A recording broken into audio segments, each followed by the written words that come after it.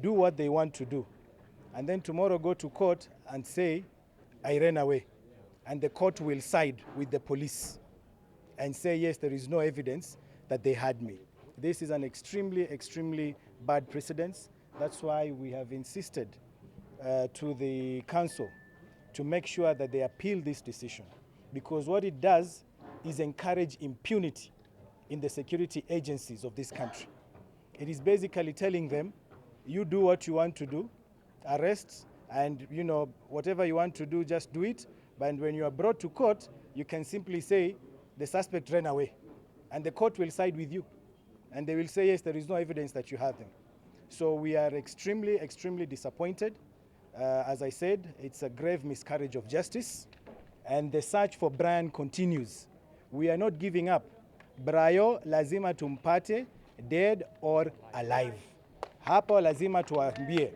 We are not giving up.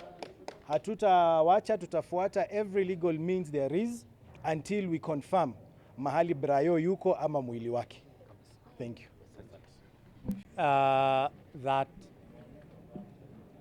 I have been telling my people, the constituents, mama ya Brian, bibi yake, mandugu zake na marafiki zake, wawe watulivu tunapongoja haki kutoka mahakama. Na kwa mahakama ndio tunatarajia. Kuna nafikira ni Standard ran some headline, the grand cover up. I'm just hoping it has not found its way to the judicial system.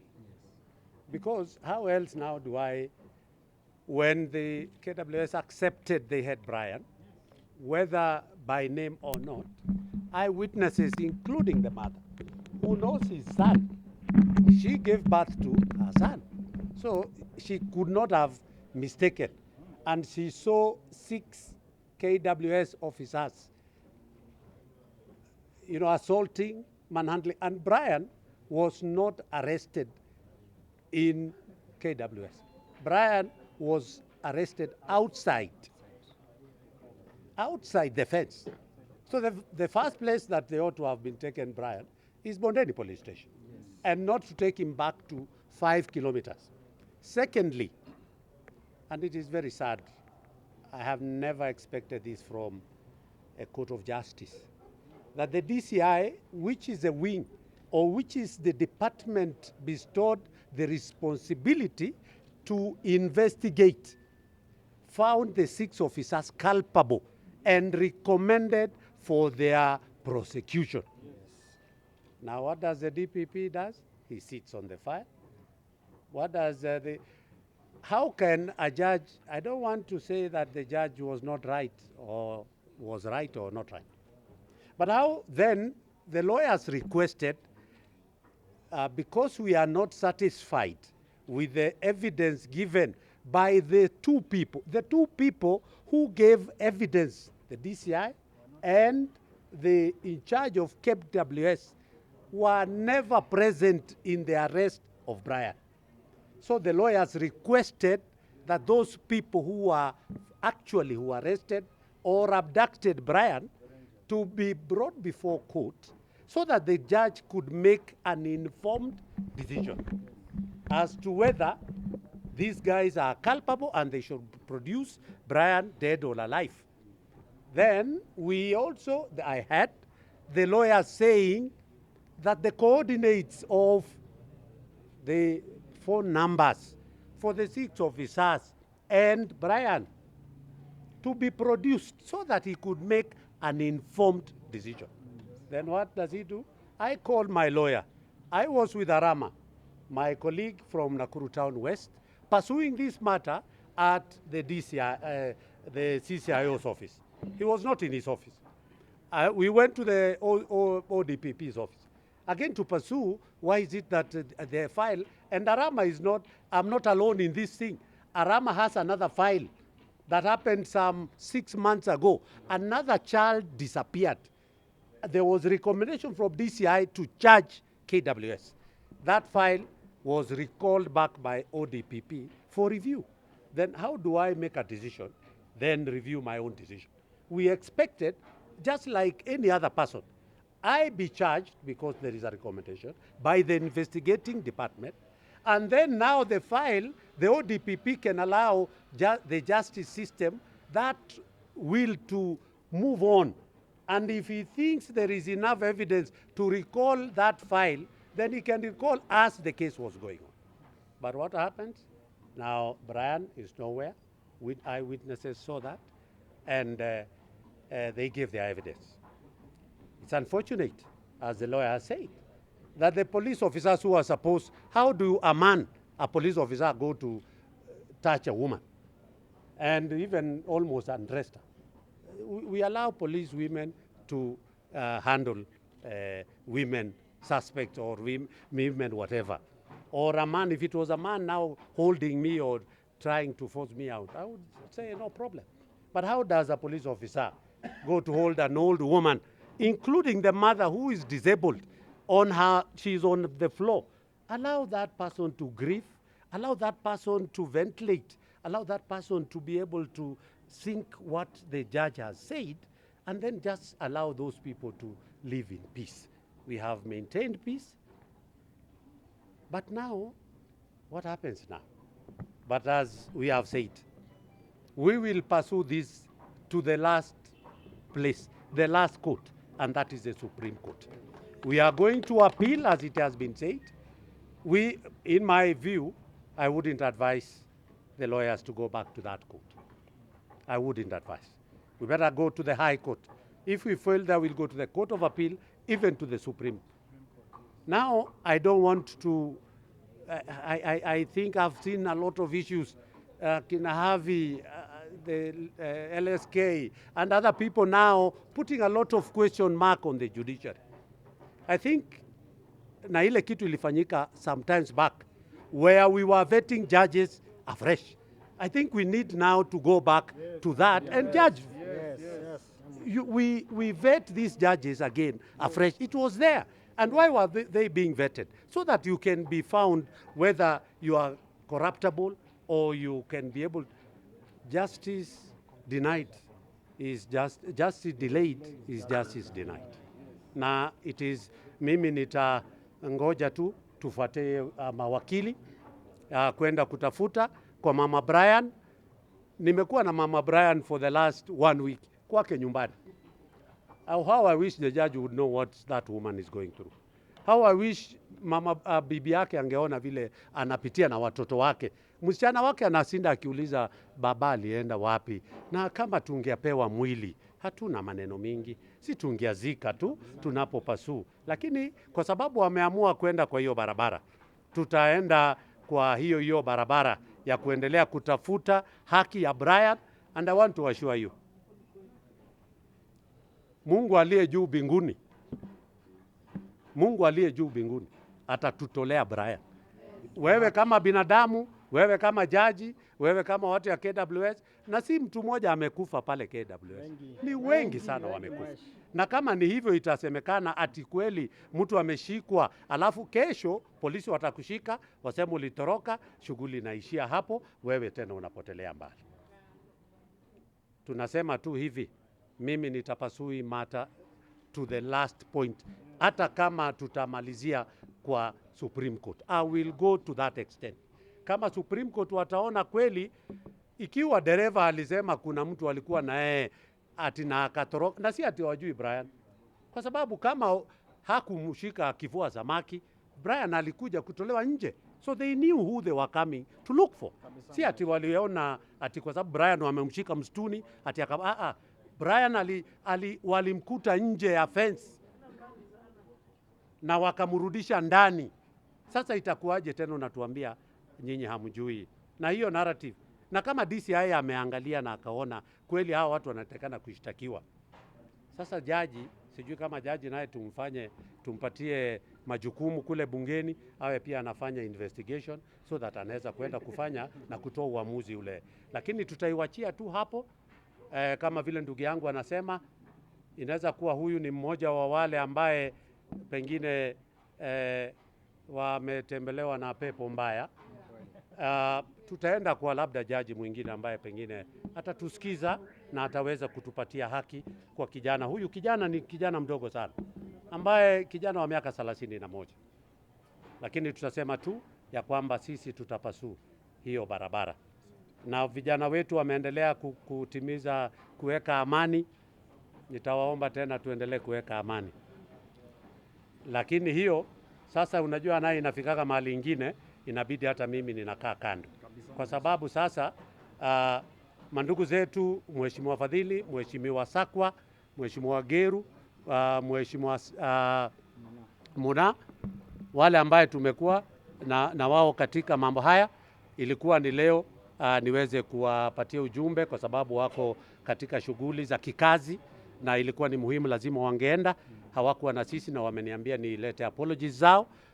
Tuko na wao pamoja, lakini jaji, kulingana na mimi, tulipokuwa na Mheshimiwa Rama, nilipigia wakili akaniambia kesi ni saa 5 kama vile mahakama imeagiza. Saa 5:30 ndio kesi itakuja kutolewa judgment. Mimi nafika hapa saa 5 kamili, naambiwa kesi ilikatwa saa 4 kamili bila mawakili wetu kuwepo, na walikuwa tunajua hizi koti, kama mawakili hawapo unaweka file kando, kama vile wanatuombaga, vile walituomba tuje Alhamisi, tukakubali na tukakuja siku ya leo. So itakuwaje jaji, wewe unatoa uamuzi kama male, hata pengine majaji mawakili wetu wangekuwa na jambo ya kuomba koti, lakini sasa hawakupata. Na yule ambaye alikuwa the lead counsel pamoja na yule mwingine ndugu yangu Paul ambaye alikuwa ameniambia uamuzi unatolewa saa 5:30, walikuwa nje. DCI mwenyewe pamoja na huyo mtu ya KWS wenyewe wamekuja saa 5, wakikuja kungoja tena the same uamuzi. Kumbe uamuzi ilishatolewa pale awali. Tunasema tu ya kwamba gurudumu la haki kwa Brian itapatikana, na ni kuomba tu askari wetu, tafadhali msiende, kwa sababu ule alitoa fujo. Namwambia tuachie watu, watatulia tu, tutaondoka. Sisi si watu ya fujo na hatutaki fujo, na tutaendelea kudumisha amani, lakini ni vizuri tu tuwaambie kwamba kuna mipaka ambaye saa zingine hata mimi kama David Gikaria sitaweza kuenda kusimamisha, kwa sababu saa zingine tumejaribu, kama mama akilia, ninajaribu tu kumpa nafasi na kumpa pole, atulie ndio tuweze. So kama mambo ingine ikifanyika, sasa sisi tusiulizwe. Sisi tunasema tu tuta maintain peace, but let's also have justice. Kama vile wamesema, tunaenda kwa mawakili tuone mwelekeo ambaye watatupatia. Mandugu zetu ambayo wamekuwa na sisi, vijana wote kutoka maeneo ya kule chini, asanteni sana kwa kutuliza amani, kwa sababu ilikuwa vile tulikuwa tunasukumwa na polisi hapa, pengine kungetokea jambo, lakini niliwaomba na wamenisikia tu. Tutaendelea kudumisha amani na hatutaki fujo, kwa sababu ile kitu tunataka tu ni haki kwa mtoto wetu Brian Odhiambo ambaye alikuwa kwa mikono ya KWS, na si yeye peke yake. Makori ni mmoja ambaye amekuwa kwa hii maneno, na tunafungua bunge wiki ijayo, next week. Already mimi, unajua, ningeuliza ile swali kule bungeni, wangeniambia ni mambo ya subjudice.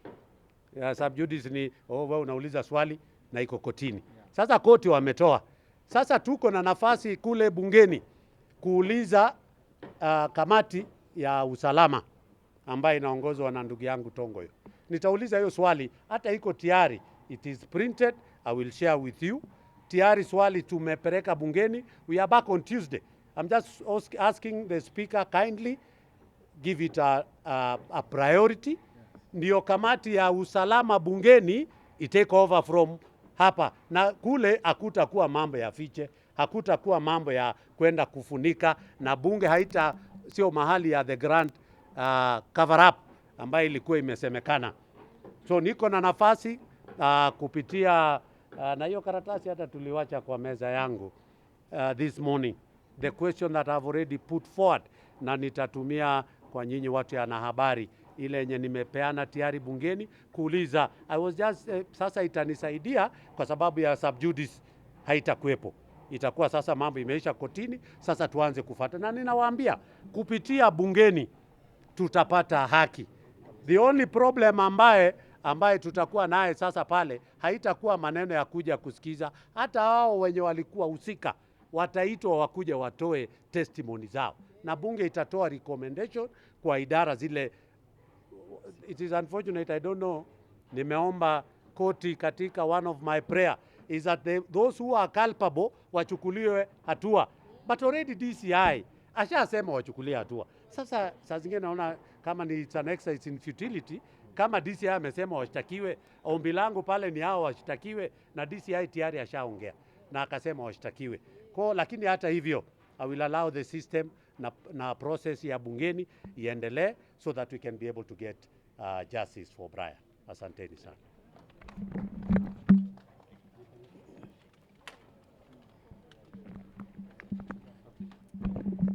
Tunakuja hapa tunadanganywa tutoke nje. Judgment inakuja kutolewa saa 5. Wanatoa senye watu hawayuko. In whose hands are we safe?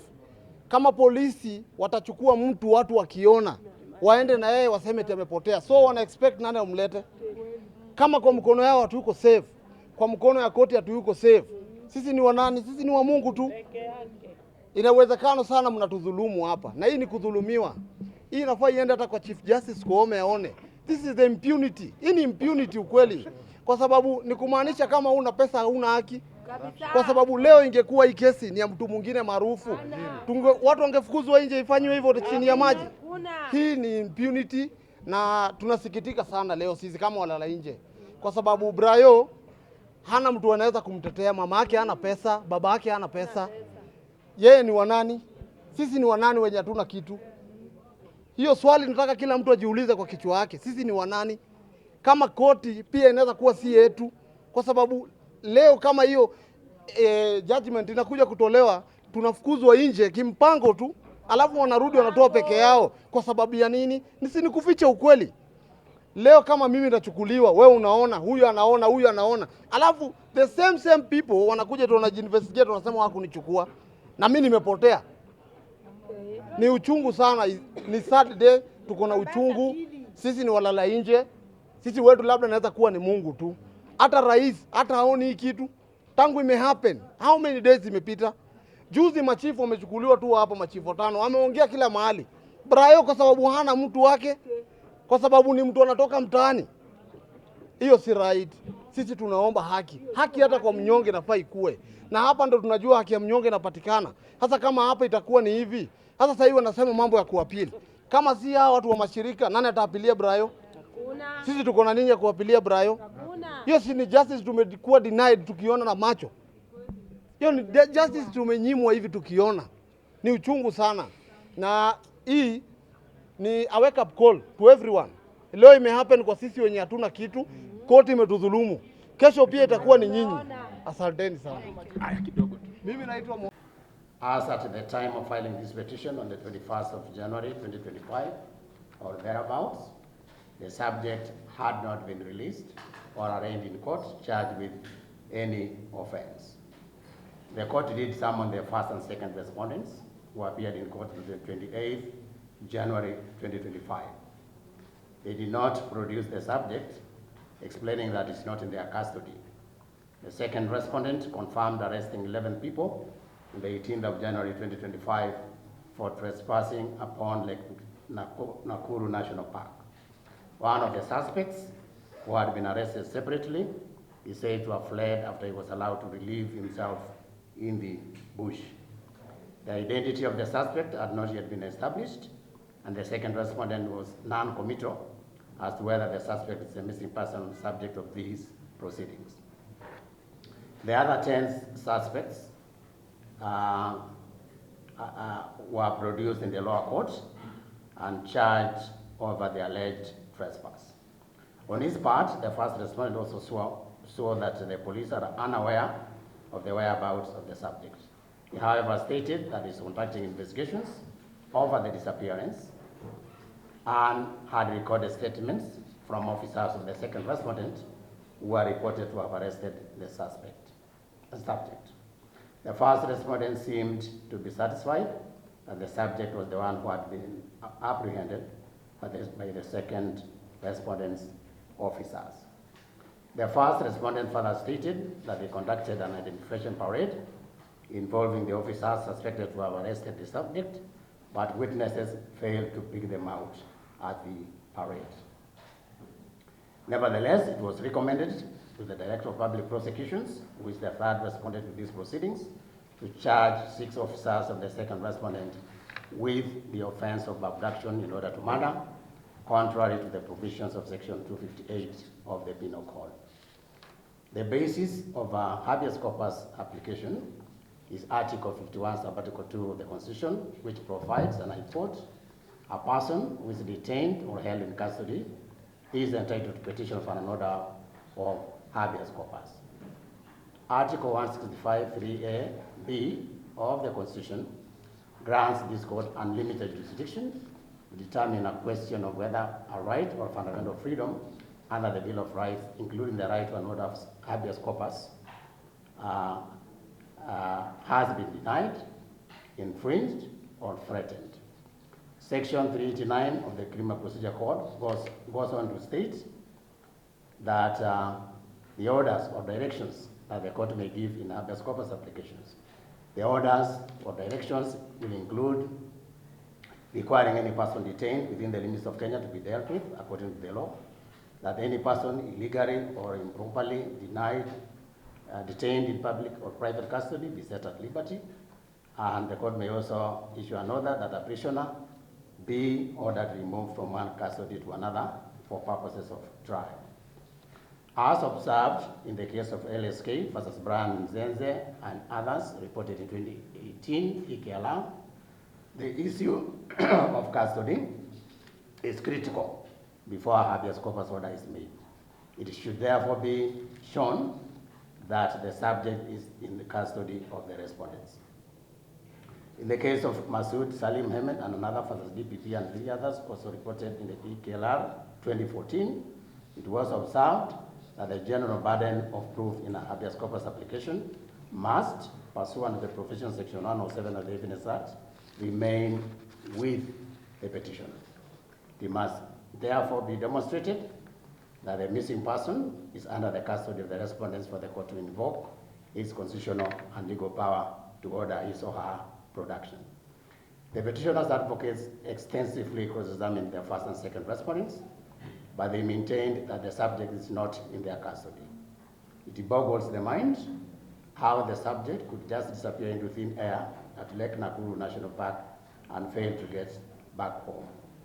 As the first and second respondents have, however, denied having the subject in their custody, and there being no sufficient evidence to the contrary, no further orders or directions will be issued in relation to the habeas corpus application. Let the prosecution process that is underway take its course. Those are the directions and orders of the court.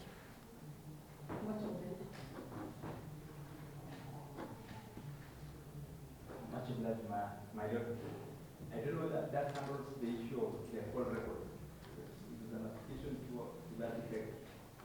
So this one relates to the habeas corpus part of the application. It's up to you to decide. I'm told you had other prayers. Which other prayers were there? Conversation or something? Yes. Do you think you can go on with it? It's up to you to tell the court about it, how you wish to proceed from here. No, as Mr. Abu has stated, I think we pursue compensation on another avenue. So we can mark this one as closed?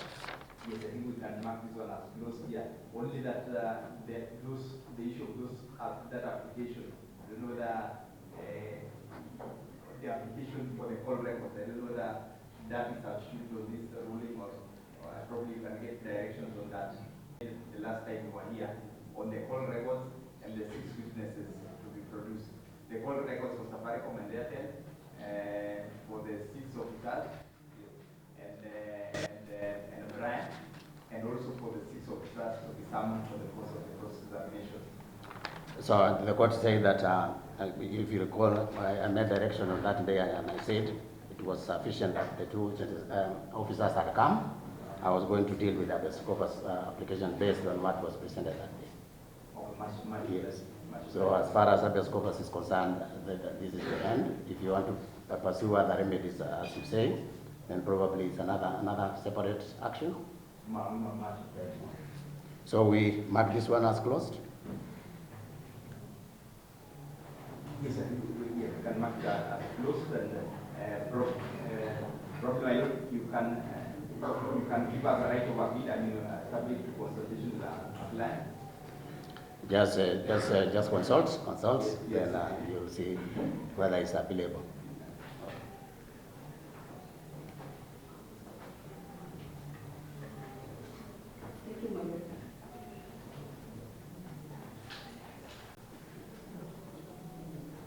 Okay, so this one is marked as closed.